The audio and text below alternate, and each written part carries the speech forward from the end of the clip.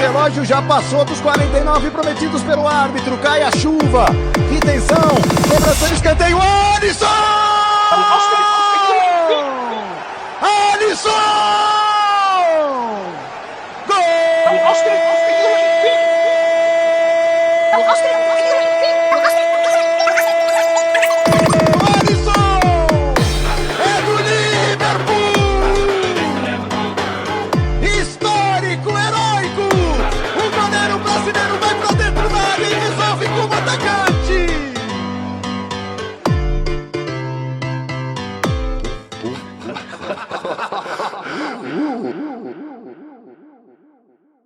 That's such a sexy voice, isn't it? Good evening, everybody. Welcome to yet another episode of Pass and Move. This is what's known as the International Break Pass and Move, where we've got absolutely fuck all to talk about. But we will do our best to entertain you for the next 11 or 12 minutes. I'm joined tonight by our producer, Matt, at the helm. How are you, Matt? I'm very good. We are joined by our colleague from across the water, Manny. How are you today? And you can tell us the entertaining story of your interview later on, but how are you? Excellent. Welcome back. We tried to get rid of him on transfer deadline day, but as you can see, he's actually been deported direct from Argentina after being arrested on the pitch in the Brazil-Argentina playoff. It's Austin, arrived back at John Lennon Airport today and has come straight on the podcast. How are you, Austin? Hola. Hola, El Greto. The lingo didn't go down that well in Argentina, so I come back. Argentino. I ain't leaving. And I see those Spanish classes are paying off. And on that note of casual racism, we'd like to welcome back an old friend of the show, author, well-respected author, art critic, historian, and strangely enough, Bob Dylan enthusiast, and soon to become DJ, James Devons. How are you, James? Very well, thanks. Good to be back. So let's start with the non-news. Firstly, we're going to go straight into the Pass and Move quiz that I spoke to you about. You can't make time. What's the secret of good comedy, everybody? Timing. Yeah, exactly. You cannot beat that. As those of you listening on the audio podcast, Austin has just dropped his flag. That was the feature behind him. But you can see all this unfolding, this chaos and disaster unfolding on YouTube if you can be bothered. And if James can actually get something approved by YouTube that doesn't get struck out for copyright claims every time he tries to put something on the channel, which is a true story. So we're going to go straight into the Pass and Move quiz, which Austin is really famous at. So Austin, the first question for the night is, how many questions are there in the Pass and Move quiz? Usually about 20. I'll pass that over to Manny. How many questions are there in the Pass and Move quiz? 10. I'll pass it on to James as a guest. How many questions are there in the Pass and Move quiz? 11. And I'll pass it on to Matt. Can't Google it, Matt. Google it. Old habits die hard. 8. The correct answer is none because I forgot to fucking write one. So there you go. So we'll move on, unfortunately. So I do apologise for that. But as you can see, the mere mention of the word quiz has meant that Keith has deemed it necessary not to be with us this week. Rumour has it that Keith is currently on the run somewhere in the wilds of Scotland, hiding out in an Airbnb, posing under the name Jock. But we will find out more of that, obviously, if he ever returns to the show. In all seriousness, let's move right on. Let's talk about, firstly, we're going to talk about Mohamed Salah. We're going to talk about contract negotiations. And we're going to talk about what appear to be, mostly to us, ludicrous claims that Mohamed Salah is looking for nearly £500,000 a week. What's everybody's thoughts on that? Let's start with our guest, James. What do you think about those stories? Well, it will be almost impossible to replace him, first of all. A lot of big-name players are leaving for free at the end of their contracts. So I initially thought 500 is too much. It's double his pay now, really. But he would be almost impossible as a winger who gets, 100 goals every 3 years or something. I think it'd be impossible to replace him. So I would meet him halfway, actually, probably. I don't know. I'll try and keep him. I don't know who you'd replace him with. That's the problem. Oxlade, what do you think about the stories in general? Yeah, it's someone you've got to take with a pinch of salt. How true are they? That's you've got to read into that. I think I agree with James. Then we've got to keep him. He's like players like him tend a penny, So we've got to do our utmost to try and keep him happy. Whether it's busting the wage structure, I don't know. But as I say, with stories like this, I don't really read a lot into them. Like I'll leave it to the club to try and negotiate what's best for us. Unless we can have someone solid back up. But if you're going to buy someone to replace him, you're going to go 150, 200 million anyway. So is he worth the wages? I think he is worth the wages, but it's the way football is at the minute. It's crazy. Manny. I think if the rumors are true, then you sell him. It doesn't make sense to pay one player that much, especially with our wage structure. It's going to throw everything else off. I don't think he's replaceable, but I think they'll try to pull kind of a money ball strategy, which is you don't replace one man and all his goals. You try to redistribute those goals amongst the front three so that you're averaging out the same. That's probably going to be how they move forward. I'm sorry. I'm 2 weeks in a row. I've been staggered. 2 weeks out of 3 now. I've been staggered by an opening comment. You don't think he's replaceable when you spent all of last season saying that we should get rid of him? Yeah, I think now's the time. He's not replaceable, but he's never going to be worth more than he is now. And we may not get another Salah, but we might get another Gerrard in midfield. We might get a different Van Dijk, right? I think the money you get from him is never going to be more. Eventually, he's going to get to the point where he's going to want wages we can't pay. So sell him when you can get the most. But are you going to replace his goals? Probably not. But I don't think that's the end of the world either. I would disagree. Matt, what do you think?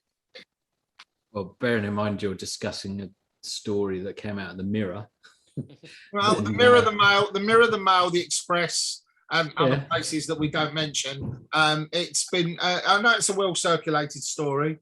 I know they're not the vehicle they were, but the Echo aren't shying away from it, and neither now are the Athletic shying away from it either. Yeah, but Christ almighty, it's like slow Newsweek or what? Someone throws out a story and then everyone jumps on it and everyone twists it. I mean, James Pearce on The Athletic is appalling now. Not that he was that great on the Echo, but he's bloody awful on the Athletic. He just writes longer versions of the bollocks he talked in the Echo. Who's got the money to buy him, though? That's the interest for me. At the end of the day, Austin, if Real Madrid want to buy him, the Bank of Spain will back Real Madrid to buy him. The Bank of Spain have bailed. The Bank of Spain have bailed Real Madrid out, James, for decades, haven't they? Real Madrid. That's the difference. Part of the big animosity between the two big boys in Spain is obviously, forget the fact that that Barcelona is Catalan, is the fact that Real Madrid are the Bank of Spain's club, aren't they? That's what they're known as. But do we get? Depends what we get for him as well. If he is distant sign, we could you're looking 200 million, aren't you? 250. You could buy. I personally, I think there's a bit of legs in this story for a very simple reason, and that's a mathematical reason. It's the fact that of all the people that were in the list to sign contracts, Salah's last. Now, because he's the most difficult to get over the line, because he's obviously brings more to the table. Yeah, generally. Sign Salah first. But those are committed now. These contracts, we can then go over the bar. See where you're coming from there. Yeah, but if you sign Salah's contract first, yeah, but you probably can't. No, let me finish. If you sign Salah's contract first at 350 to 400 grand a week, you set a benchmark for Van Dijk, Henderson, and everybody else. Yeah. If Tying Salah's contract lasts and everybody else is already over the line and committed to 3 or 4 year deals that they were happy with when they signed them 2 or 3 weeks ago, it does add a bit of feasibility to the possibility that he is asking for what can only be described as possibly not. I agree with you, Matt. I don't think it's anywhere near that. But I do agree with James. If you looked at the thing, I think he's probably asking for in excess of £350,000 a week. Yeah. Well, he earned that in the Champions League and the Premier League winning seasons based on the incentives and everything that they were targeted with as well. So I would say he's probably asking for that plus the incentives, which will probably bring you up to the somewhere near the £500,000 limit, wouldn't it? Really? Well, assuming they win. Yeah, he is, even by previous standards. I know we're early into the season, and if he stays fit, touch wood, he is likely to produce 20, 25 goals again this season, as James said. You're looking at someone who pulls in an average of 30 goals a season. They're like rocking all shit, lads. So especially from the wing as well. I mean, he's a winger who gets goals, and I think when you compare him to a player like Aguero, what we can't do is think that he's going to be easy to replace, because when you talk of names like Traore or Sarr, even Jude Bellingham, they're not going to be able to replace the goals, because we've got. I mean, Firmino does a lot for the team, but he's not a goal machine. I think Mane as well hasn't signed a contract yet, has he? I think Mane's still on quite a long deal, if I'm right. I see, okay. I think Mane's the reason that they're not overly concerned. I think Mane, I could be wrong, I'll try and check it out in a second, but I think Mane is has still got quite a length to go, so that's why he hasn't come up in the conversations. Okay. And you've got to add in, he's near enough like an ever-present in the team. He's very seldom injured. He's super fit as well. I mean, it's not like the age question is really going to matter with Mo so much as Rooney or someone like that. I mean, he's kept himself in great shape, and I don't think his end time is going to be like Owen's, or someone similar to Owen. So I personally think he's probably worth the money. I understand about the wage structure as well, but most of the contracts have been thrashed out. And I think in terms of product, he's, he can claim to actually deserve to be the highest wage earner, I think. Mane, I've just checked. Mane also expires in 2023, but he signed a 6-year deal when you did it. So they think there's an extra right, yeah. that as well. So I think they'll give him pretty much what he wants. I think they'll have to. I agree. No way. There's no way FSG give him anywhere near 500. Manny, it's not them. It's equal, mate. You've got two things to consider. You give him the salary, or he walks, and you don't sell him, right? Which is what the lure of the Bosman or whatever it is too big for some players now to do. So you couldn't. We're not that type of club that wouldn't keep him and wouldn't play him. We wouldn't stick him and not play him, right? I don't think they're Liverpool, the type of club that would try and force him out the door. That wouldn't be seen and go down well either. So you've then got to look at the simple economics, Manny. You either give him the wages, or, as Austin just said, you pay a fortune plus wages for somebody to replace him. Yeah, but then you're going to end. So he's what? He'll be turning 30 this year. He's 20. So you give him what, a 4-year deal at 500 a week, and then you've got a 34-year-old you're paying $500,000 for. That doesn't make sense. I don't think you'll give him $500,000 a week. I think that Matt's right. I personally think that figure is the absolute max it could get to if we won everything, including playing in the Interstellar Cup. That would include add-ons. Well, let's say, so the question is, add-ons. One at a time, guys. Come on, Manny. If you're, I'm going by the premise. Let's just say what you're reading in the papers is true. That 500 a week is what he's asking for. I'm saying that it's no go. If he's not going to get it, they'll sell him on. Now, if he's willing to accept less, then yes, obviously we'd want him at a lower price. But 500 a week, no way. They would never pay that for him. No, I as I said, I don't think it is a base of 500 a week. It must include performance add-ons because I mean, so I think 300 a week plus add-ons is what I would expect. You know, I think De Bruyne is on 300 a week, isn't he? Yeah, I think so. Yeah, I think so. Yeah, that would make sense. I can't believe 500,000 a week though. Like Manny says, you know, it would have to be on a much shorter contract. The contract length's quite important, and of course whether the add-ons are included. I mean, whether they are actually add-ons or that's the base pay.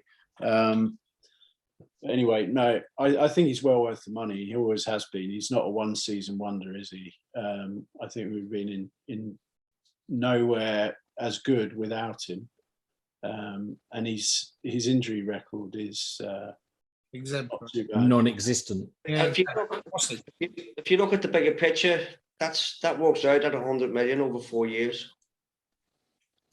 Exactly. So to replace that, like, you know, you're going to have to pay by 200, like what do you call him, Nathan Van Halen from Dortmund. You know, you're looking at about 200 million there plus wages. So I'll ask then, name one player that FSG have spent money on who's on the aging scale of things simply because they thought he was real quality and they didn't want to lose him. So Thiago. FSG had Thiago. Who? Thiago. Oh, Thiago, sorry. 29. How much are they paying him though? Thiago will be on. Thiago will be close on. I mean, I can Google it now if you want, because Google is my friend. Yeah. But his wages are within the wage structure. He's not. He didn't break the structure, right? So he's well within reason on where we're paying people. Nothing was also broken by him. But also, Thiago is an example that does prove your rule. They brought Thiago in, but didn't keep Gini Wijnaldum. Yeah, they didn't pay Gini Wijnaldum the money because they had what they saw as potential ready-made alternatives coming through. Obviously, Thiago they view as taking a much bigger role, and also then you had Harvey Elliott and things that we're going to talk about shortly. So to let Wijnaldum go was a calculated risk and a way of reducing the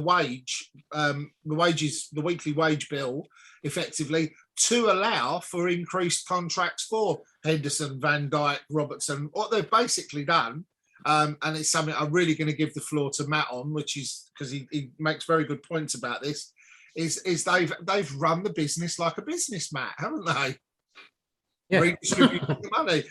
Matt has very strong feelings on this, and I really like the way he normally puts them across. Normally, when I say that, he clams up and doesn't say a word, so I'm hoping for something completely different now. But Matt, your thoughts on the Twitterati's view on FSG not spending the money? Oh, yeah, not spending what money? They've just spent the money in different ways. I mean, all the people on Twitter seem to think that we've got bottomless pots of money and that's how you run a business. We haven't got owners like that. We haven't got a country backing us. We've got owners who took us over and took advantage of us practically going into administration or about to go into administration, which was a good deal. And then they've made a few cock-ups along the way and got us to this point. In the meantime, giving us a brand new training facility, new stand, completely overhauling the commercial department, which was so far behind clubs like Man United, and is now what I think they're within about 19 million, something like that, of commercial revenue for the last year. They're still quite a way behind overall revenues versus Man United, but they're getting there, and they were playing catch up because we dropped the ball massively in whenever the Premier League started, 1994. Was it 94? 92. So, yeah, 92, yeah. I have got a quiz for you, gentlemen. I have got a quiz for you. Right? It's exciting. It's very exciting. It's an off-the-cuff quiz for you, and it fits in perfectly. When people say, do you just throw this show together, Moose? And I say, what I really mean says, yes, of course, I just throw this show together. So, we're going to have a game of Play Your Wages Right. Like higher or lower? Higher or lower. So, Are you ready for this? Okay. Annual salary, weekly salary. Oh, we're going to go by weekly salary, I think, here. I'm going to give you 2 players, and you're going to tell me, each one going round, who gets the highest thing. I'm going to ask James as the guest and someone I can actually trust. Do you have fighting utensils there that you can keep the score on for me?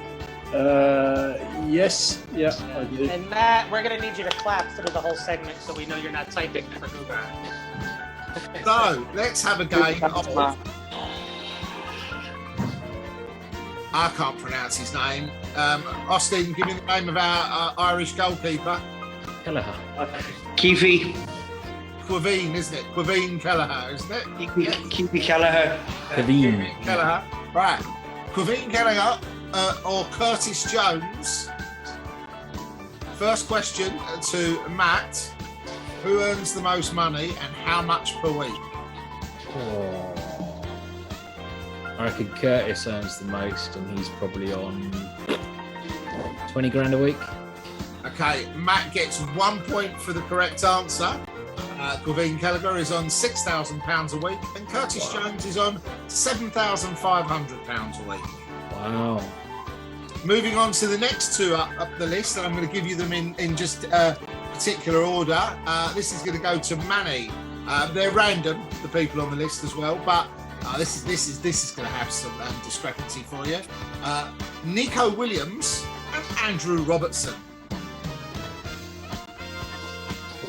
Robertson surely makes more than Nico Williams, and I would say he's on 75 grand a week. That's 1 point for getting the correct. I'll give you about 3 grand each way, gentlemen. 1 point for getting the correct. Andrew Robertson does earn more than Nico Williams. Nico Williams earns £25,000 a week, and Andrew Robertson £50,000 a week. 50? Fuck, I thought it was fucking 100. Yeah, so there is and he's just signed a new contract, of course, as well. Okay, James, this one is for you. This is going to cause some fascinating discussions if this figure is true. I think it is if these figures are true. They all seem to be up to date for this season. The next 2 for James are Adrian and Tsimikas. Who earns the most and how much do you think they earn? The highest earner of the 2. I'm going to go with... Remember, Tsimikas is paid in feta cheese, so you're going to have to do the conversion. And Adrian's paid in... Yeah, good point. Okay. In San Miguel. I'll go Adrian, and I'll say that controversially he's on 30k a week. It is Adrian. It's not Adrian, sorry. It's Tsimikas who is the highest earner, so no points at all there for James. But amazingly, Adrian is on £58,000 a week, more than Andrew Robertson. And Tsimikas is on 60 grand a week, more than Andrew Robertson. Amazing. James, you're going to have to brush up on your market price for cheese. I know. I thought it was Adrian because he played. Obviously, was at West Ham, and I thought Premiership wages were higher than. Oh no, we got him. We found him training on his own in a field in Spain. Remember, James? He didn't have a yeah, that's right. And after a couple of performances, you can see why. But he served his purpose. Okay, two absolute crackers here for Austin. Ibrahim Konate and the legend Divock Origi. Who earns the most and what is the highest figure among the 2? Konate. And how much a week? He's on... I reckon he's on 35 a week. It's 1 point for Austin, James, there, because it is Konate. Divock Origi earns 60,000 of your English pounds a week. More than Robertson. Jesus Christ. Let's just think about that for a second. 6-0. Let's just think about that just for a second. Let that sink in. Divock Origi is on 60 grand a week. And Ibrahim Konate is that pound sterling or Vietnamese dong? And Ibrahim Konate is on 70 grand a week. Moving up the list, back to Matt. Let's get a crack on with this. Joe Gomez and, to use Manny's pronunciation, Diogo Jota. Who earned the most? I reckon Diogo earns the most, and it would be Joe would be on about 70, I reckon, and will be on about 110. You're going to get 3 points out of a possible 4 there for that one, Matt. That's almost Google levels of Matt's older Yeah. because the first one. it is Jota who slots an amazing £90,363 a week, and Joe Gomez was on 75 grand a week. So there you go. There you go. Cool. Moving back on to Manny. It has to be Manny for this one. Two of Manny's favourite players, Joel made of crisps, and his all-time favourite current Liverpool player, always tries hard, Sadio Mane. All right. Sadio makes more. He's on 125 a week. You get 1 point. It's a bit of a trick question. They both pull in exactly the same amount of money, but I'll give you the 1 point because you did pick Sadio and he is higher up the list, just in alphabetical order. Joel Matip and Well, I took that into account, of course. Sadio Mane and Joel Matip are both on 100 grand a week. So Joel Matip earns twice what Andrew Robertson earns. Yeah. And I knew Sadio was surprisingly low compared to the rest of the front. Yeah, I remember hearing that as well. Okay, over to James again for Alex new dad, the Oxlade made of crisps Chamberlain. Oh, we're on a made of crisps double here. We're on a Walker's double win bonus. So that tells you that the other person is, of course, caught in an African coup. You couldn't make it up. His excuses for missing games are getting more elaborate by the week. Navigator. He's coming home on a stretcher, by the way. Okay, let's. 20 wants. Sorry, yeah. I think Naby Keita, and I think he's probably on 70 a week. It's another trick question because they're both on the same. You realise, obviously, you've got to start thinking about that as we go up the echelons of pay.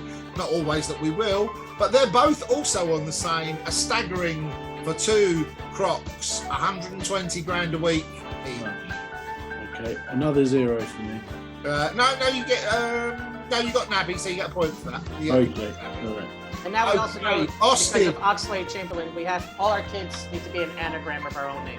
No, that's what I said. I'm gonna call mine Aiden. I think my next child. Although when I mentioned the subject and broached that up to my next wife, she ran screaming from the room. Austin, you get the greatest free signing in history and the most successful Liverpool captain in history. So the captain and the vice captain, James Milner and Jordan Henderson. Whoa. Jordan's just signed a new contract, isn't he? So I reckon Jordan's the top earner. What did he sign up for? I'm going to go for 140 a week. Is absolutely bang on the money. Yeah. 5 points for Austin, but they are both on 100. 4 points for Austin, sorry. They are both Google. 140 a week. Google. So we go back up to Matt. We're running out of players now. I think we're just about getting another round in for everybody. And you have got saving souls and saving goals, the holy goalie Alisson Becker. And Matt, we've got to pick up on this. Did you know what Fabinho's second name is? Bob. Elvis. Well, Graham. In his Matthew. Matt is a director of a radio company and also runs his own funk and soul radio show. You can hear him every Friday night on 365 Radio, who sponsor this podcast. And you're going to have to play a record by Tavares every week from now on because it is Fabinho Tavares. Oh, yeah, I knew that. I thought that was his surname. Well, Fabinho Tavares and Alisson Becker. Both signed new contracts. They both just signed new contracts. Yeah. Oh, that's even worse. Oh, I reckon They're Alisson both is. being paid in Feijoada. I reckon Alisson is on the most, and he's probably on, I don't know, 200 grand. And then Fabinho, no, I reckon Alisson's on 180, Fabinho 160 or 70. On the other way round, it's Alisson on 150 and Fabinho really? on 180. No point for Matt. So now we come on to this must be Manny, yes? Yep. And I'm gonna have to double up with a couple of these here as well. I'm gonna ask two sets of questions in this and involve the same person. Manny, so yeah, okay, no, we will be all right. Okay, Manny. Bobby Firmino and Trent Alexander-Arnold. I thought Bobby was in the last question.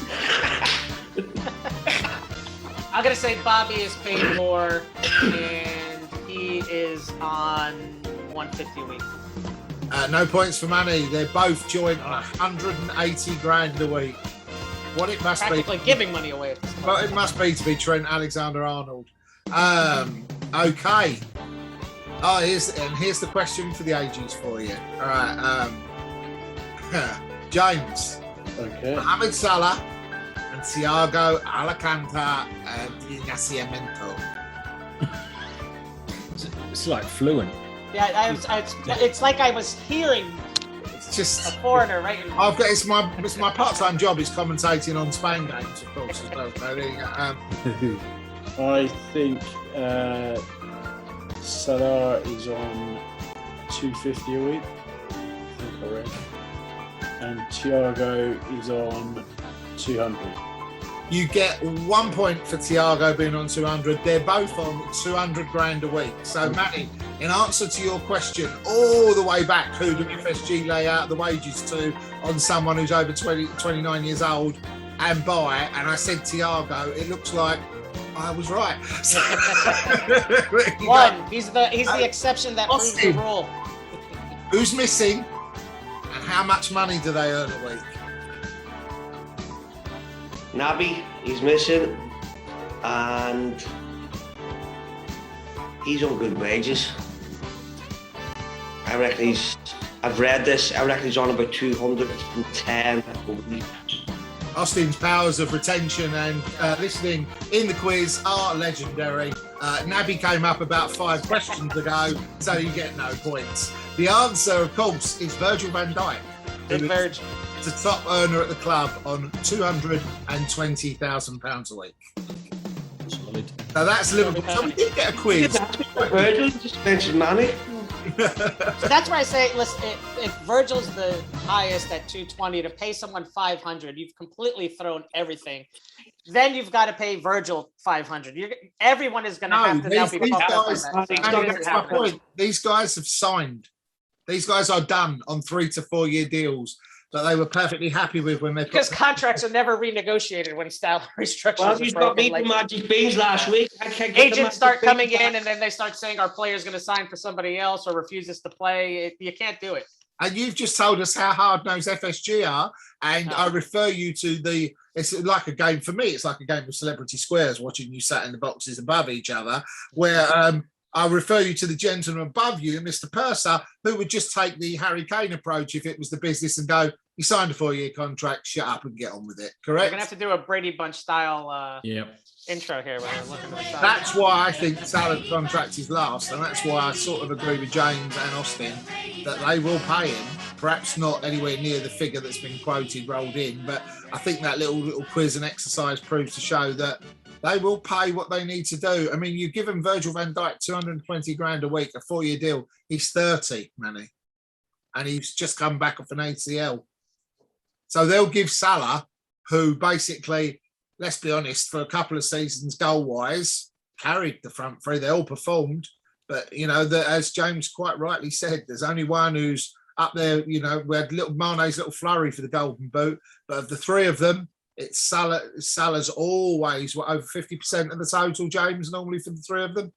Yeah. I mean, I think especially because you know, he's penalty taker.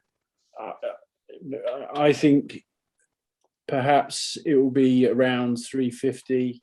I don't think it'll be 500,000. I think that's probably including bonuses and whatnot. But there isn't much of a rationale to pay more than 350 for him. I think 300 is what De Bruyne gets, and De Bruyne is meant to be the best player in the Premiership, isn't he? So. And you look at the other thing to take into consideration with this is, I agree with you, Manny, about unhappiness. I agree with you about an unhappy ship, but that's what our manager gets paid, probably an awful, not quite as much as that. I would imagine Klopp's I think he's on 7 or 8 million a year, which puts him around the Henderson and Milner mark. The last time I looked, he's very well paid. It could be more.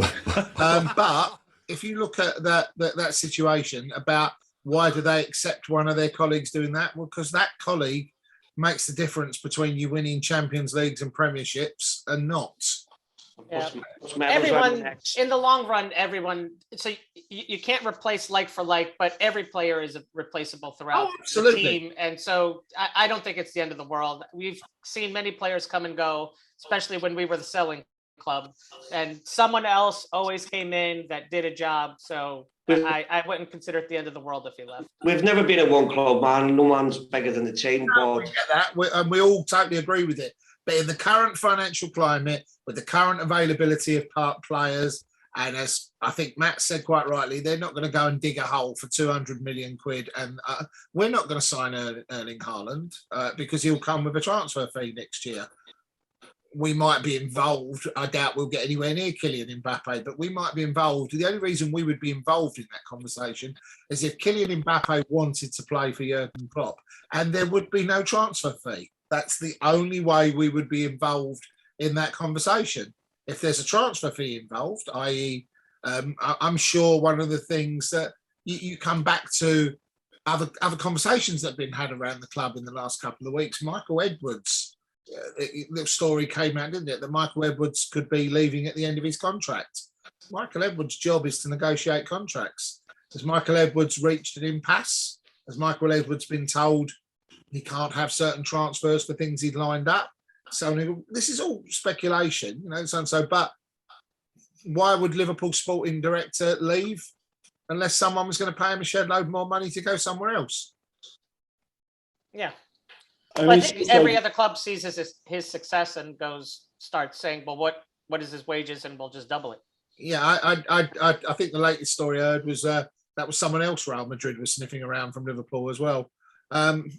And you get, to give credence to everything you said there, Manny, which I totally agree with lots of it. Yeah, you will have agents playing it because they're on 15, 20% of whatever it comes in. And if you're Harry Kane's agent, Matt, you keep it in the family, don't you? As you quite rightly told us last week as well. You borrow your dad's suit and then you go to the meeting and you try to negotiate a deal for your brother. In your lounge. Yeah, so we've looked at Liverpool's situation, Mohamed Salah, and the majority rule is, even though Austin's just left to go and actually count his 100 grand a week, is that we would, if we were the board and we were FSG, we'd give him 2/3 of what he's allegedly asking for. Then that's what we're saying, really, is it? And I personally would be very surprised if that's not the outcome at the end of the day as well. Okay. We are now going to move on to the emergence of an incredible young talent into the side, who sadly, well, it depends on your Liverpudlian view or how we all view international football, but for the player himself, very sadly had to withdraw from the England under-21, which would have been a massive step up in his own personal career goals and things as well. Not that I think anybody watching this has much care, especially the person at the bottom, named Callahan, for watching international football that involves England, at least. Harvey Elliott, who really has turned out, after being picked to play for Chelsea, as Klopp's potential superstar of the season. How do you feel about that assessment, Austin? Yeah, I followed him last season when he was playing in the Championship with Blackburn, and been on some of the Blackburn chat website, and they were raving about him. Like they were sorry that they only had him for one year.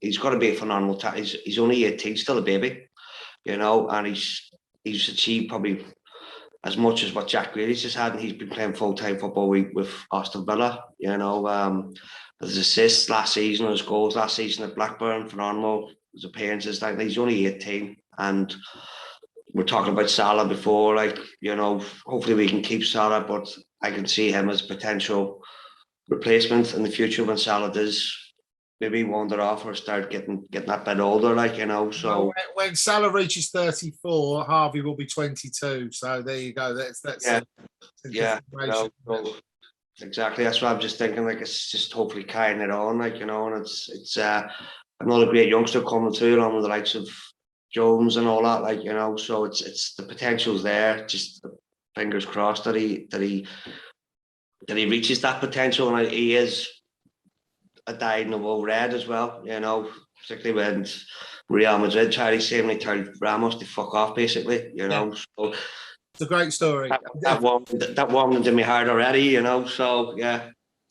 Yeah, his dad brought him up well. Scott, as we all know, is a sort of a friend of the podcast and appears on the Facebook page occasionally, but we'd all like to thank him for his genetic material, I think, wouldn't we? So well done, Scotty. Thank you very much. James, what's your opinion of young Elliot?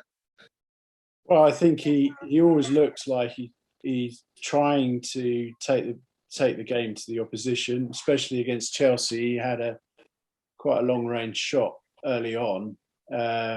It showed he wasn't overawed by the situation. I think he carries himself really well, and some of the younger players in the past have looked a bit overawed and nervous on the ball, and he actually tries to do something with the ball, a bit like Foden at City. I think the pair of them are really, really good players, and Curtis Jones is up there as well, even though Elliott seems to have leapfrogged him this season so far. I think Curtis Jones and Elliott are shining examples of the Liverpool Academy, and will probably be the backbone of the team in 5 years' time. I think they'll stay at Liverpool. There was something about Jones going for 15 million to a Premier League team. To Villa, that was. To Villa, yeah. I can't see that happening. I think both of them are the type of young player you want at a club who are totally committed. You know, I would presume, which is all we can do in our position as 5 blokes sat in a pub. But I would presume that Curtis Jones, if you look at it sensibly, was the reason, not Harvey Elliott, was the reason that Gini Wijnaldum wasn't ultimately replaced. Yeah, I think there is that happening at the club. I was reading in the Echo today that I think the young players will get a lot more of a chance, people like Reece Williams and Jones as well. And you mean Mason? There might be a few more free agents at the clubs. If we're not willing to, part of the Salah question is we're not willing to pay 100, 200 million for a new player to come in. So essentially we'll be a wage paying club anyway. So the wage structure, I think, will have to be broken. Even though we said this every week, and following on from Austin's excellent Argentino crack at the start of the game, if his name was Harvey Elliott-Tino and we paid 50 million quid for him, we'd be a damn sight more pleased than we are with now. Yeah, I think so. You mentioned Reece. Reece, just to let you know, has gone out on loan for the season. They're doing with him what they did with Harvey. He's gone to Swansea, I think, for the season. But Mason is still about the place. Austin sees Mason on a regular basis. In fact, Austin is the only person that sees Mason ever, basically, aren't you, Austin? Yeah. He's Nat's twin. He's a good lad, isn't he? Works hard. Works hard. Yeah, he puts in a shift. Stormonger. Manny, I know you're a fan, aren't you, of Harvey?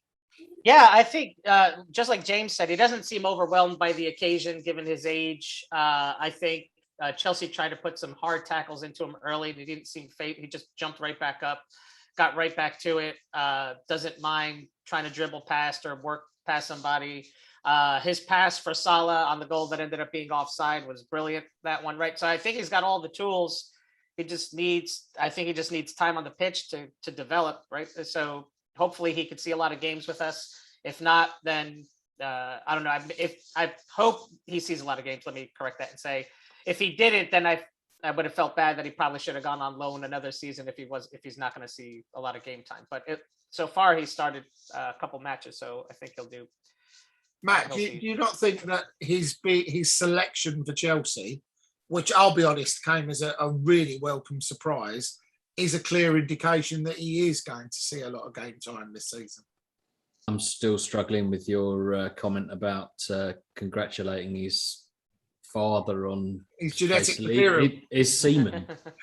I'm still getting over that, to be honest. I didn't say the S word, you did. I congratulate him. You inferred it. That was enough for me. I just it sent me down like a spiral of. Yeah, it's just I implied like racehorses. There's excellent genetic material in Scott that was obviously passed on to his son, and then you had to go and take it to semen, which is disgraceful behaviour. But going back yes. to my question, being selected for Chelsea is a clear indication of what the manager thinks of him, isn't it? Oh, yeah, but Klopp's always done that though, hasn't he? He's thrown people in and seen how they've done. Even in the bigger games, he's done it.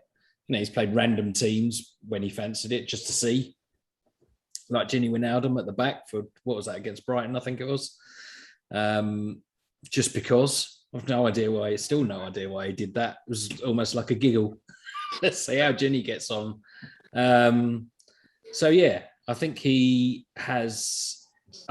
He talks very highly of him. Whenever he's asked about him, he's quite careful on that. He quite carefully words his responses, and he's obviously, like Manny said, he's obviously got all the tools. And I watched quite a lot of his Blackburn stuff last season, and he is he's a very good player. He's very, very good. Yeah, I watched Blackburn games. He's an exceptional.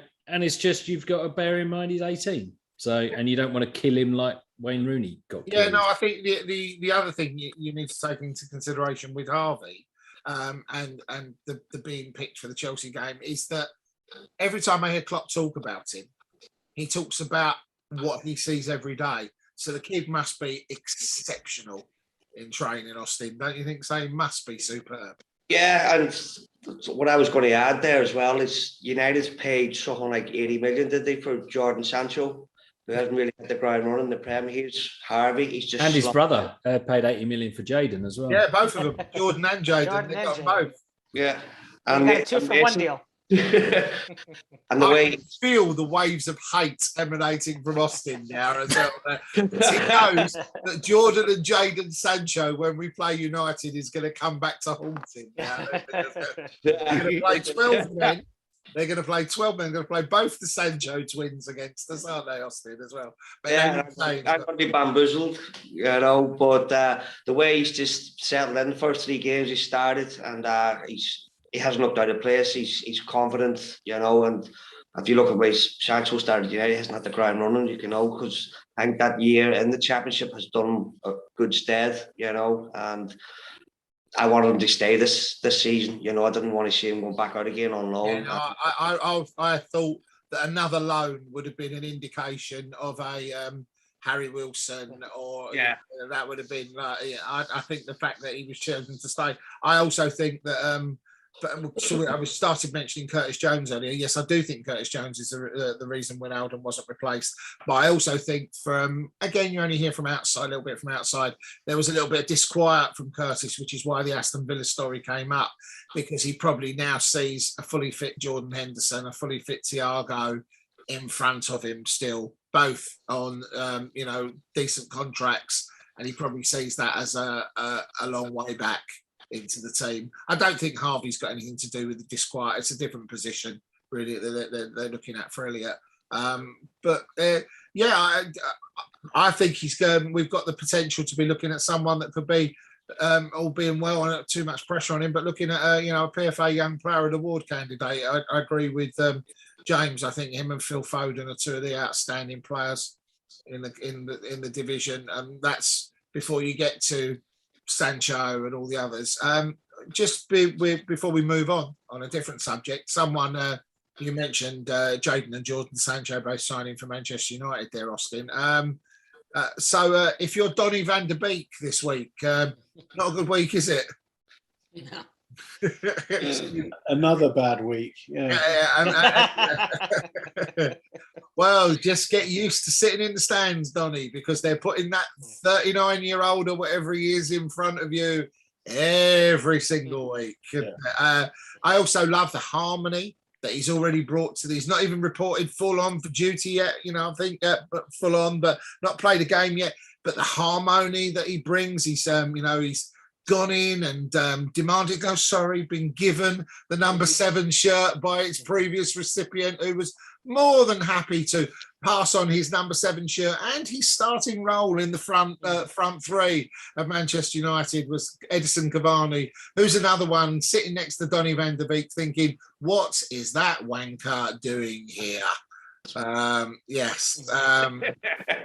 I know he's your compatriot, Manny, but to quote Paul Merson, he's 36 years old, basically. And the only reason I bring him up is, 1, it's Manchester United, 2, it's funny, and 3, it brings us back to the 500 grand a week scenario. So if you were a club that was going to pay 500 grand a week, right, who would you give it to in the Premiership now? Mo Salah or Cristiano Ronaldo? Neither, but if I had to choose, it'd be Salah. Cristiano every single time. Because it just ruins Man United even more. Last week, you bastards as well. Okay. Well, listen, they always have an eye to the future. I mean, they've brought in such young talent as Ibrahimovic, Cavani, all these people who still got miles on the odometer before they're done. I think Cavani was Ronaldo was brought in to allow Cavani to go off time and be Skeletor in the new He-Man and Masters of the Universe movie that's currently being shot at the moment. But they overbought the lidocaine for all the muscle injury, so they had to get another pensioner in to help. That's the only reason I brought it up, was to give you the comparison on £500,000 a week, which obviously we said is the alleged figure that Mo's apparently asking for. Okay, so we've looked at Harvey Elliott. We've looked at Mohamed Salah. Harvey, by the way, suffering from a little ankle knock that forced him to withdraw from the England under-21 squad. But apparently it's not too bad, and he will hopefully be available for consideration for selection against Leeds this coming weekend, which leads me nicely on to our next subject. Leeds United away. The little fat bloke squatting on a tub, I must admit, he must have calves that are unbelievably strong. Did they buy Shaqiri? I don't think I could manage that position for more than 30 seconds, let alone anything else. So how do we think it's going to go at Ellen Road, Austin? They haven't started off too good, have they, Leeds? So I think I don't think it'll be the topsy-turvy that we've had in the last couple of seasons. I think a confident 2-0 win for us on Sunday. We're looking at a lot more composed and settled now at the back with Virgil there, with a proper starting 11. The only thing that might offset things is with the international break, but I can only see it like a 2-0 win, maybe 2-1 for Liverpool on Sunday. Of the international break, we normally have the international broken. So, pardon me, our international broken are Minamino, who has come back injured. Bobby, who didn't go on international break and therefore wasn't arrested, trying to slip in and out of Brazil, who's apparently still got that's just the best story ever, isn't it? Four players being arrested in the middle of the game and threatened with deportation straight away. Well, because clearly the only time you could do that is in the middle of the game. Of It's course. not like they knew they were in the country beforehand. They don't go through like any checks or anything, right? Nobody checks your passport, sees where you came from or where you live, and that you're now in the country, and that it might be a problem.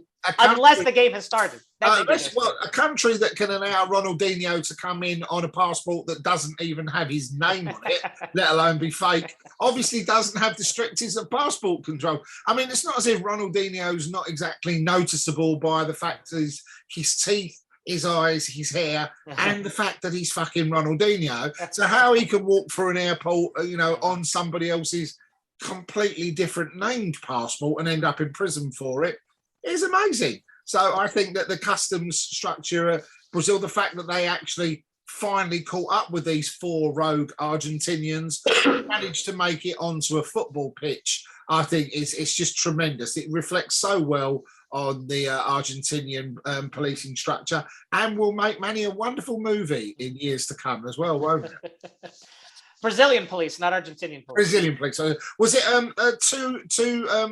two Tottenham, wasn't it?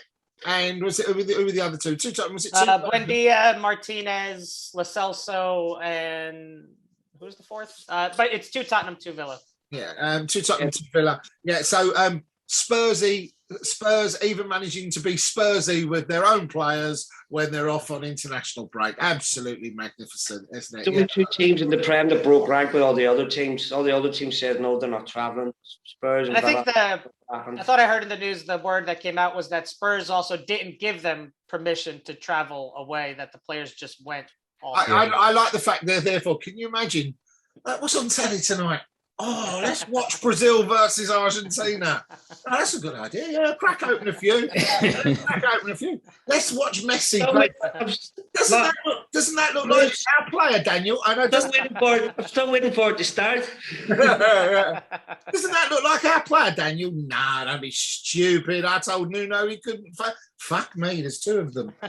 Yeah, it's just wonderful, isn't it? Yeah, it's wonderful. So that it's superb. Long may it continue. We have a new Twitter, everybody. It's Pass Move LFC Pod on Twitter. It's a brand new Twitter account. And if any of the others can ever be bothered to get on it and activate it, you will find opinions from some of them. Don't expect too much from Austin. Don't expect too much from Keith, because it involves technology and not putting bits of paper around pigeons' legs and letting them go out the window to deliver the messages. Basically, it's about right, isn't it, as well?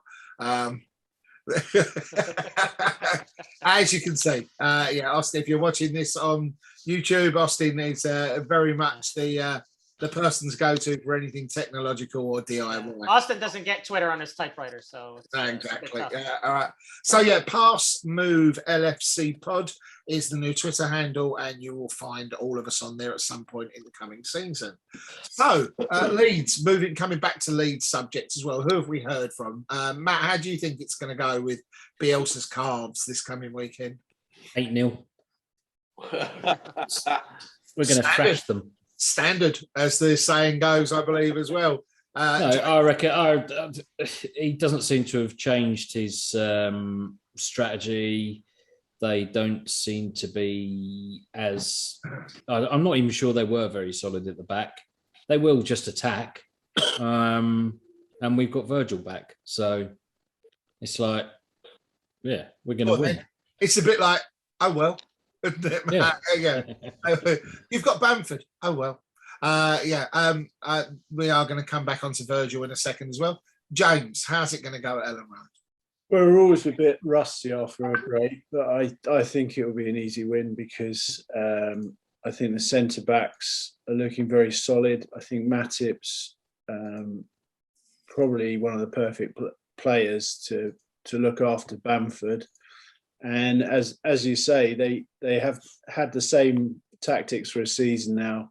They kind of caught us a bit cold last season with the 4-3, but I think we know their game now. Constant attacking will open up space for us, and we tend to do better when teams come at us rather than kind of park the coach and, like Chelsea, a lot of the time, park the entire coach park. I think it's going to be 2 or 3-0, maybe 3-0. I think it's 2-0 personally myself as well. Did I miss anybody? Manny, did we come to you for Ellen Road? No. So their biggest weakness last season was their ability to defend and just keep marauding forward. I think their defense looks worse this year than it did last year. Our defense is now back in place, so don't see the 4-3 happening. I think we'll win easy 3-4-0. Well, that's a nice, confident prediction. So you can check it out on the Matchday thread on the Pass and Move Facebook group, which is always a bit of fun.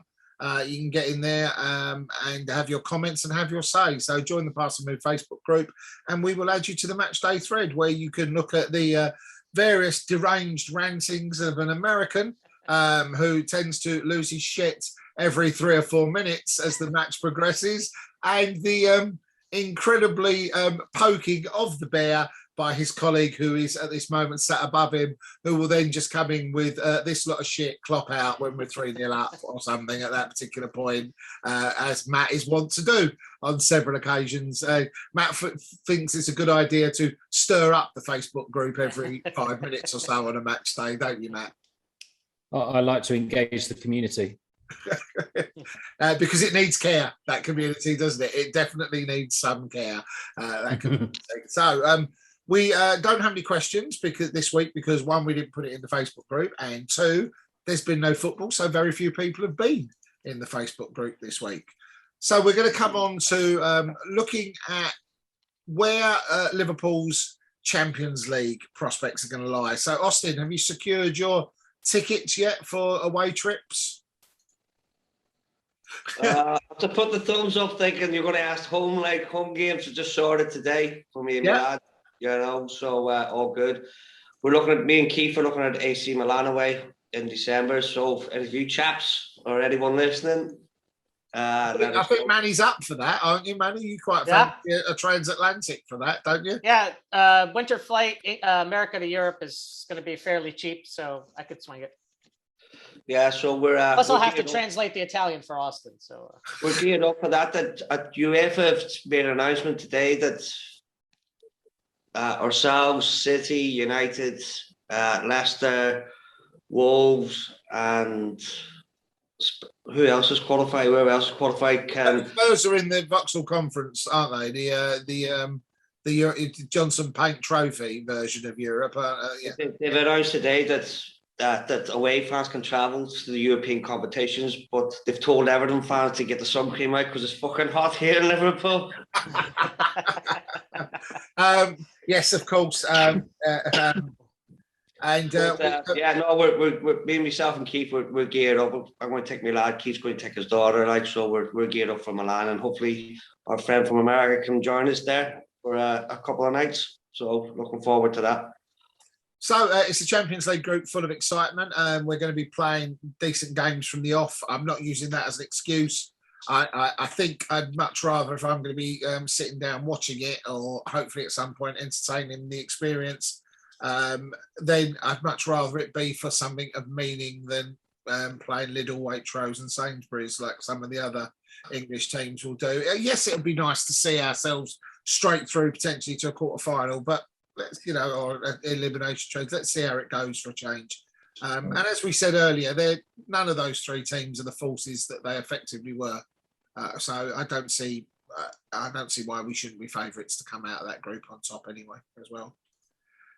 So, gentlemen, it's an abrupt pass and move this week because there's not much else to talk about in the realm of football.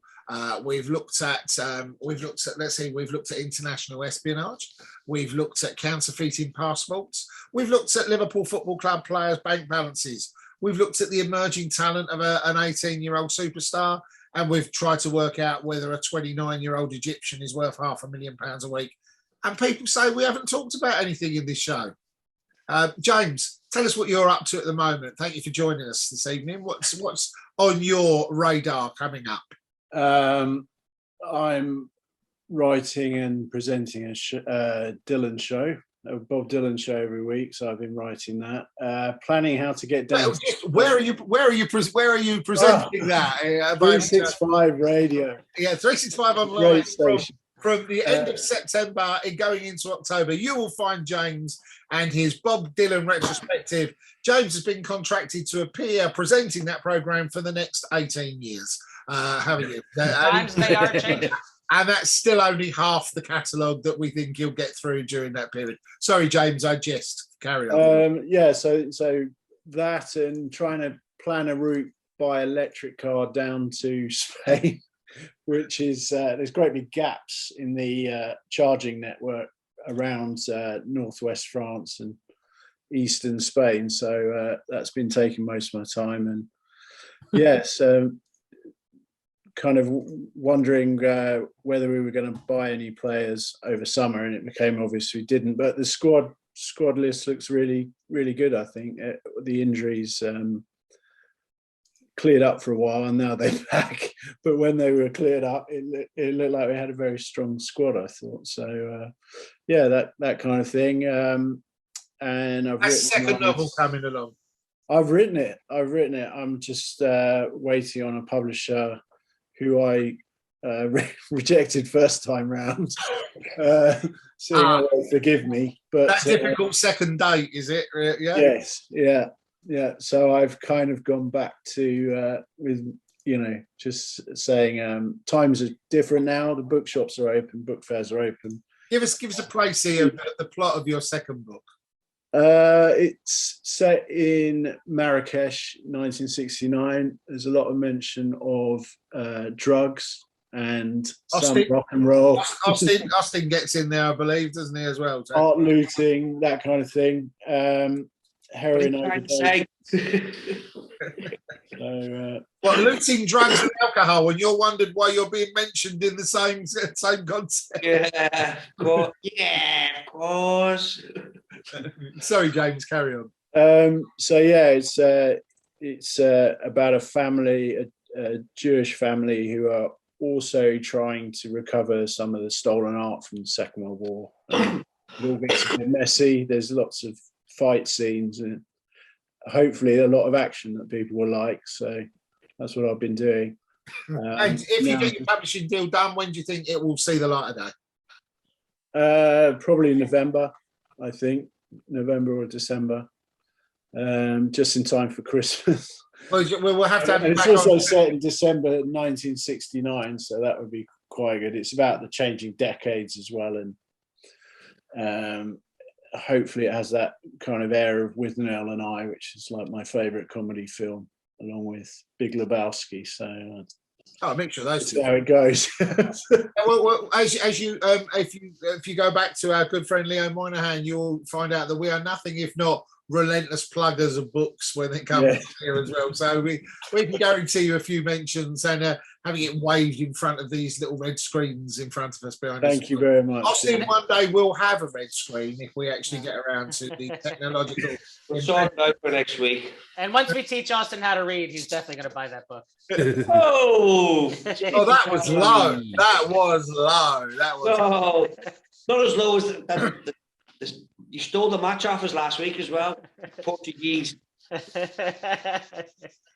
Oh dear, we're getting into international waters rivalries now, aren't we? As well? And he's not talking fishing. Okay, we're going to sum up today with something that we sort of touched on the first episode, but it's nice to do it now. As we come back from, as what James said, is normally quite a slow period for us coming back from an international break. They normally arrive when we least expect them. Starting with Matt. Matt, you have your. Is that for me, or you're ordering a drink for the bar? No, I was just saying. You know what we have forgotten to talk about is the stuff that came out today about the World Cup every 2 years. I must admit, I did have that as a potential subject, and then thought, struggling to think of the Liverpool angle on this. It's a Liverpool angle in so much as it will be our players going out there every 2 years. Well, before I ask everybody for their hopes and dreams, let's touch it. I think it's an absolutely shocking, disgraceful idea, and it shouldn't happen. I can't see and the ultimate outcome of it, in my opinion, will be that UEFA and FIFA will finally diversify and go off, which will leave the door open for a certain number of clubs to actually probably start a European Super League and abdicate from international football is probably what will be the outcome of it. Do you think any different, Matt? No, that's exactly what I thought. The minute it came out, I was doing a school run and it was on the radio. And the minute it came out, I'm thinking, well, there you go. Having the European Super League nailed then. Because they're just not going to... No club that is paying, we come all the way around full circle. So well done, Matt, for tying the show together from the start to the end in the perfect knot. No football club that is paying anybody anywhere near 300, 400, 500,000 pounds a week is going to allow them to go off even more times to go and play for somebody else and not get paid for it. Yeah.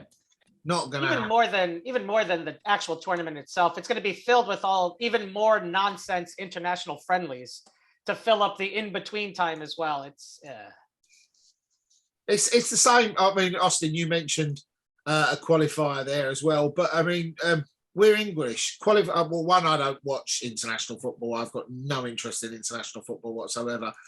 James, Matt, what is the point of England playing?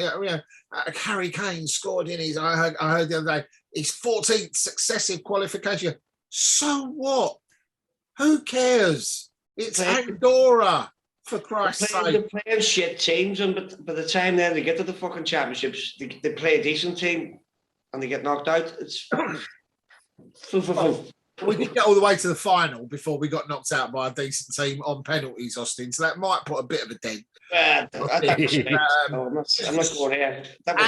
And they got to the semi-final of the World Cup before that. So theory not looking 100% at this particular moment. But I get your point. I get your point. It's qualification games. I heard Danny Baker say brilliantly the other day. He said, I know look, everybody knows football's bent. It's a great quote. He said, everybody knows football's bent.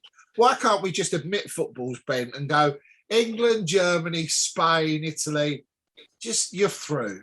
All right, you're just through and get on with it and let everybody else keep run about for 18 months, right? Because who wants to, after watching Andorra, who wants to watch that, let alone pay to go and watch that pointless exercise of a football match? So, yeah. Manny, do you feel the same about Portugal because you qualify for everything as well? Yeah, unless they get into the later stages, I don't pay attention either. I'm much like you. I really don't watch international football. It's kind of meaningless. It's a bunch of people who don't really play together, and there's not really cohesiveness.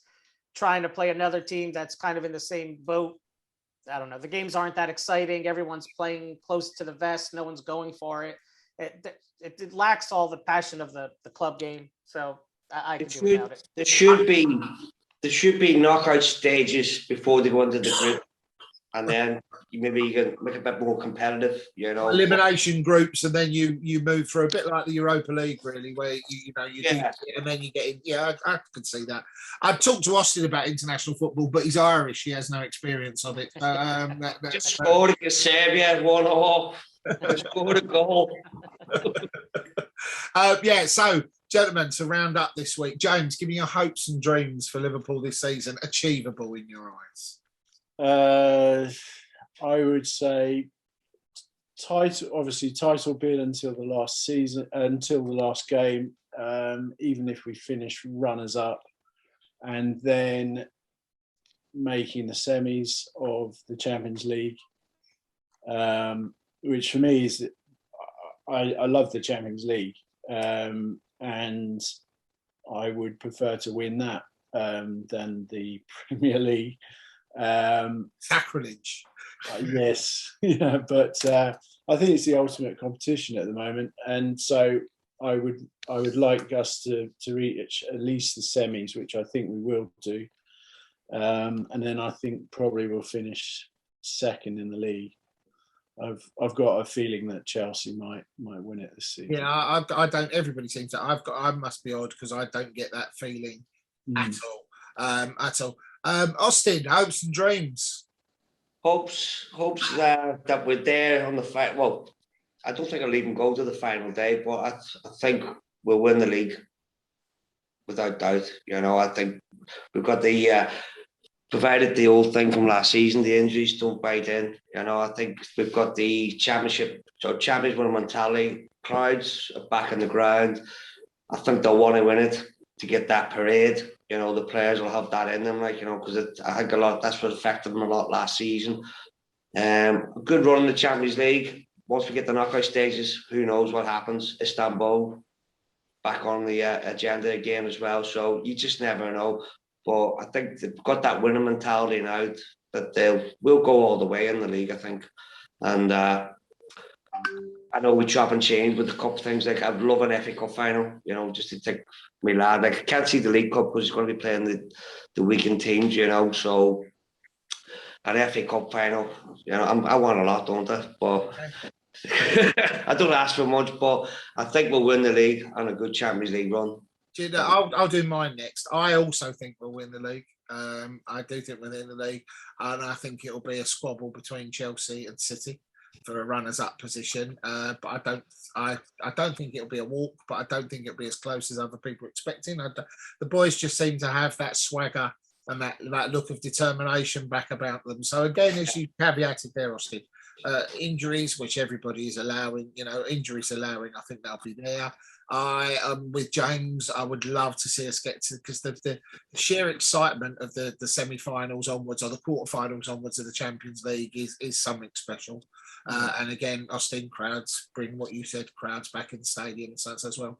I don't want everything, but I would love to see the second string. Now, our second string, even if our second string is Minamino, Origi, possibly Harvey, Curtis Jones. You're looking at midfield plus, Gomez, Kanate. I'd love it to get beyond. I'm not particularly worried. The Karamak Cup means absolutely nothing to me. It's Man City's given every season. I don't care, because their second string obviously is far stronger than everybody else's. Their third string is probably far stronger than most people's second string. But I genuinely would love us to get to at least the quarter-final stages in the FA Cup, so that the competition has some semblance of excitement still in it for us as well. I'd love to get that little bit of tingle from the FA Cup, which we haven't had as Liverpool fans for a long time. Manny? Yeah, I think we'll win the league as well. A little fearful of Champions League. That's an awfully rough group to then have to get out of that group stage and then compete in the knockouts. FA Cup and Carabao Cup, I feel Klopp really doesn't care, and the timing of those matches couldn't come at a busier part of the season as well. So I think he'll be focused on the Champions League and the league over those two cups. So I would take a league win and quarters at least in the Champions League. And Matt, 8-0 victories in every competition, I suppose, really, isn't it? No, I reckon. 1-8-0 in all the finals. Good run in the league. Good run in Champions League, and we've got a good shout of going for the league again. Squad's good enough. All the other teams, don't know. Chelsea was all right. Man United are just fucking. They've got Solskjaer, haven't they? Just go and play. Have a good one. Yeah, have a good one. No, where's your PE teacher? Come on, boys. Oh, sorry, I forgot to mention you. Sorry, staying on your Man United theme there. I mentioned dear old Donny, whose agent came out and said, I didn't quite finish that anecdote for you. Whose agent came out and said that it was a bad day for us when the news. I don't know if you read the quote. It was a bad day for us when the news that Cristiano Ronaldo was signing for the club broke, because this means certain players will be moved to accommodate Ronaldo in his sub-striker's role, which means that Donny's place in the team is even more under threat. And did you know that Donny van de Beek's agent went out and negotiated, this isn't a joke, negotiated a transfer on transfer deadline day, only to be told he couldn't go. Right? I mean, what is the deal? What is the deal there? I mean, poor fuck, he's actually a decent player. Right. So, but do you know who his agent negotiated a transfer deal with? No. Everton.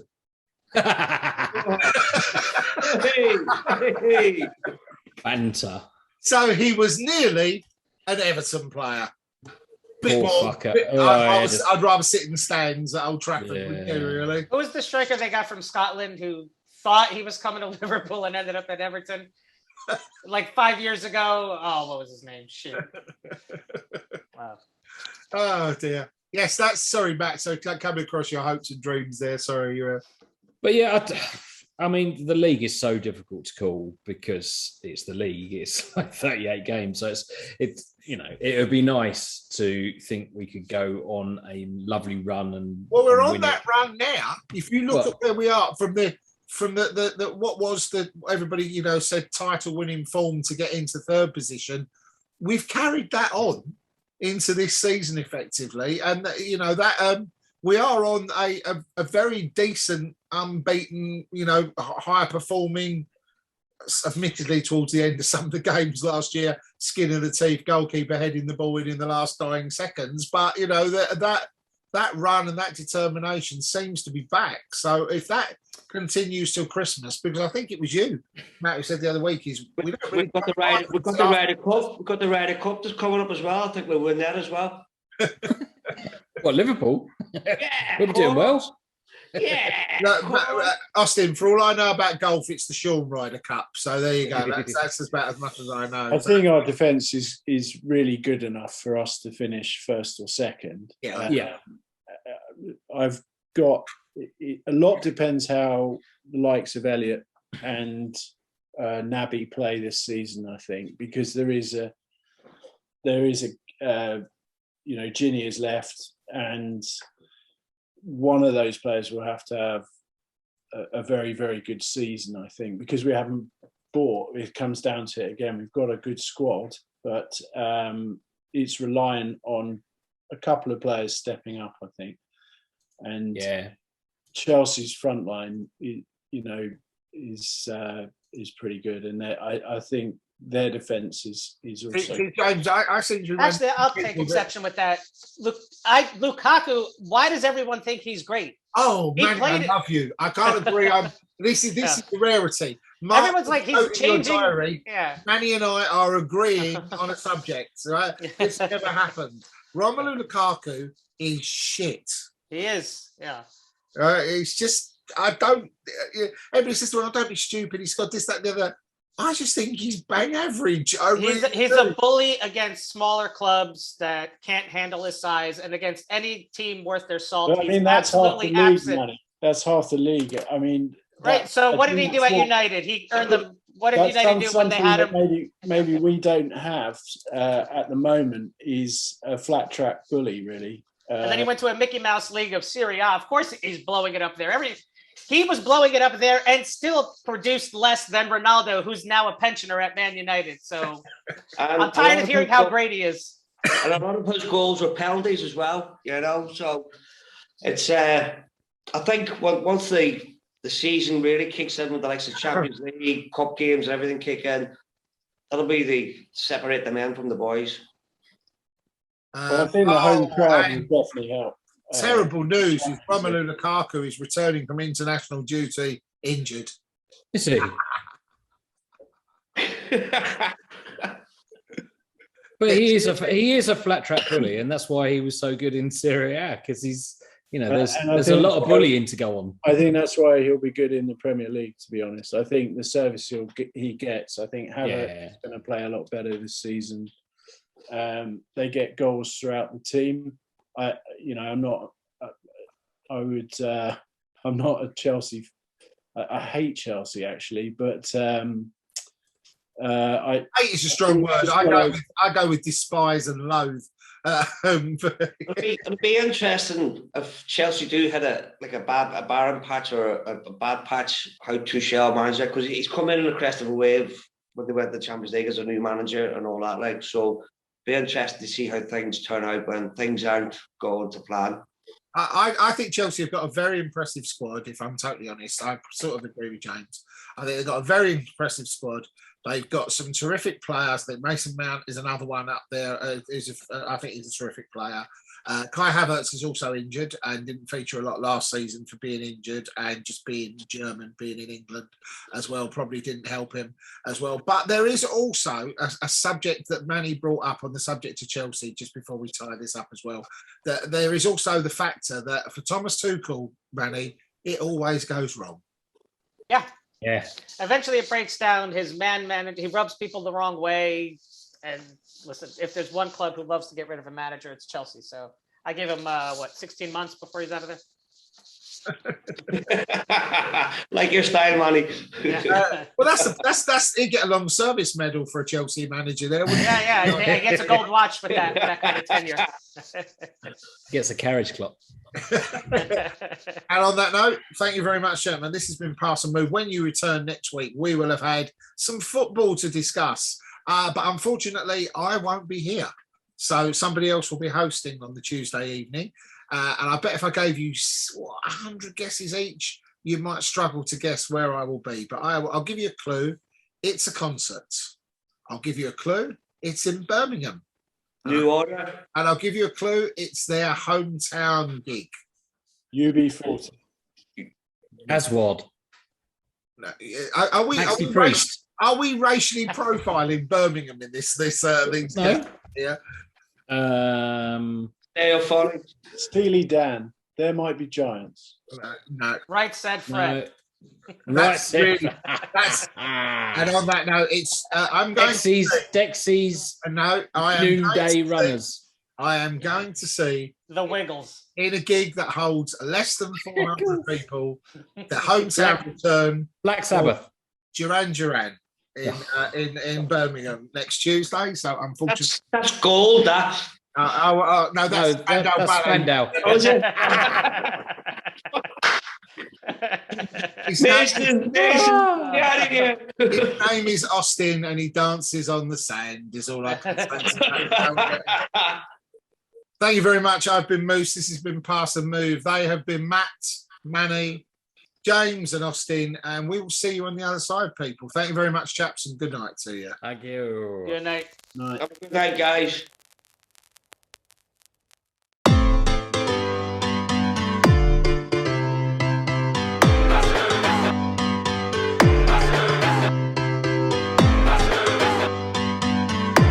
O relógio já passou dos 49 prometidos pelo árbitro. Cai a chuva.